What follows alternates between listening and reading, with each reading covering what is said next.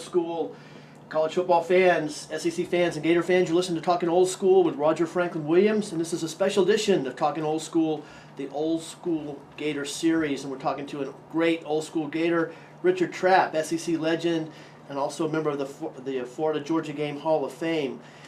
And speaking of that, Richard, as we said, for those who are just joining us, the era that you played in at Florida, 65, 66, and 67, was the greatest era of Florida Gator football to that time in Gator history. You played in the first two New Year's Day bowls, the Sugar Bowl, right, which you talked about, and the Orange Bowl. Right. And then, of course, you had a lot, dozens almost of great Gators who were all Americans, all SEC, yep, and went on and played in the pros. And thank you for mentioning some of those guys and taking us back to some great memories from some of those guys. And just as you were talking, I was thinking, Steve Spurrier.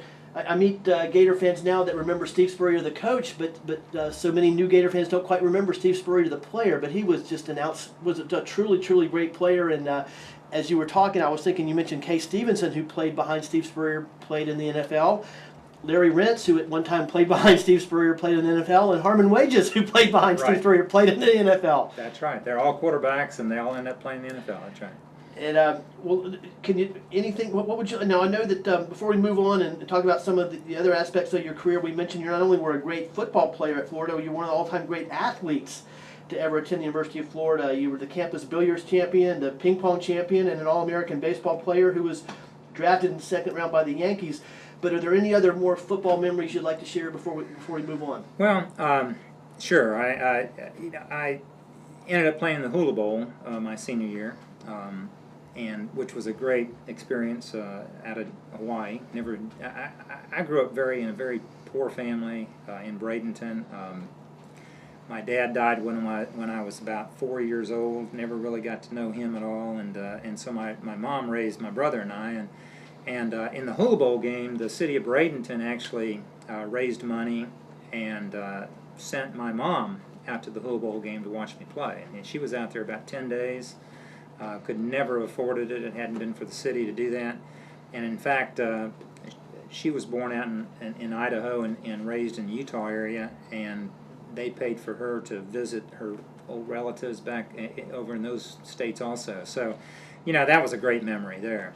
The Orange Bowl game, that was the game that Larry Smith ran about a 94-yard touchdown against Georgia Tech. We beat Georgia Tech.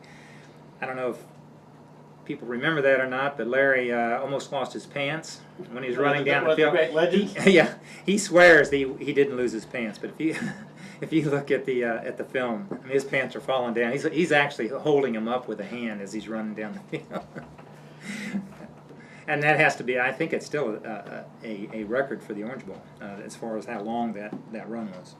And the first Gators New Year's Day bowl victory, major bowl victory, mm-hmm, and also, yeah, absolutely, and just a great game for and that 66 team was the greatest Gator team up to that time in history. Yep. Now I know that you, if I'm not mistaken, the week before the Georgia game, where you had the outstanding effort that led to the 16-14 victory, the Gators played Auburn in a tough, close loss at Auburn, but you had a great game there in punt returning and receiving as well. Well, I believe I scored a couple of touchdowns that game, and honestly, when you lose a game, and I think most of us feel that way that played, you don't consider that a good game. You really don't, because it doesn't really matter what you do. You're in there to win, and that's the whole idea behind it. So I pretty much blank out a lot of that, the ones that I lose on, and I do remember a little bit about the Auburn game, and I know I did have a good game, but we lost, so it really didn't matter.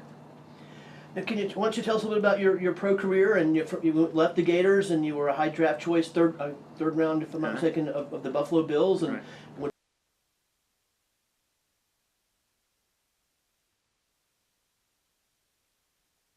And all-time great SEC players, and he had many great things to say about your efforts as a wide receiver, and the fact that the team really depended on you, especially in the 67 year. Jim Yarbrough, you'd like to share? Well, Jim was 6'7". I mean, he is 6'7", and he was about maybe 240 to 250. He was a big tight end back then, and that's pretty big even today.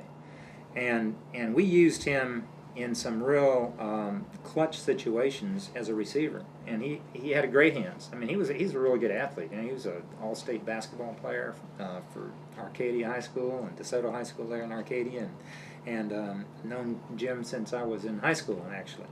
But I think he could have been a really good tight end in the pros, but they obviously is a great offensive tackle also, and a big offensive tackle, and played for years with Detroit, so I guess they made the right decision and moved him to offensive tackle. But he was a big asset for us, both blocking and receiving. In fact, when he was on the show, I asked him about one of the questions actually I was going to ask him we didn't quite get to was why he made the transition to offensive line from tight end with the Lions, and he said there was a great story there, but we'll have to wait until we have Jim Yarborough back on the show to hear that one.